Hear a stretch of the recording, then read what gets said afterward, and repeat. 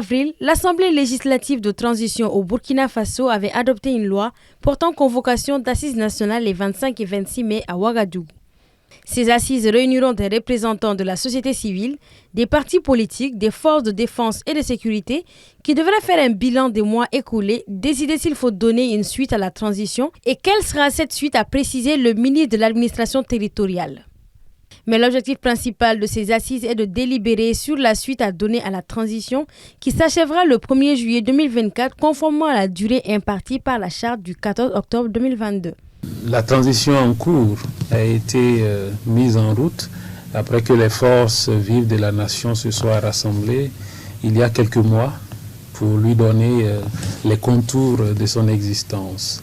Et aujourd'hui, il faut reconnaître que c'est le lieu de rappeler ces mêmes forces vives-là pour qu'ensemble elles puissent faire un bilan et décider de la suite à donner à la transition en cours. Donc ce parallélisme des formes, il faut le respecter. D'un autre côté, l'ALT a déjà fait son travail. L'ALT qui elle-même découle de la charte, qui est une institution de la transition, ne peut pas se retrouver, être considérée plus légitime que les assises. Donc nous avons la conviction que les assises sont beaucoup plus légitimes et c'est le lieu de voir comment il faut procéder pour la suite à donner à notre pays. C'est en 2022, juste après le coup d'État du capitaine Ibrahim Traoré contre l'ancien président de transition Damiba, que la première assise nationale avait été organisée, débouchant sur une charte pour la transition. Celle-ci avait fixé la durée de la transition à 21 mois.